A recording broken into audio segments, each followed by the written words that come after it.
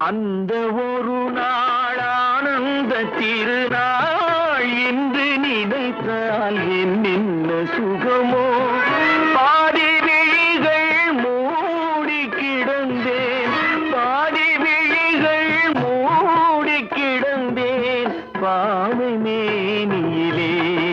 நீ பார்த்தாயே வெண்ணிலவே, அன்றொரு நாள் இதே நிலவில் அவள் இருந்தாயின் அருகே.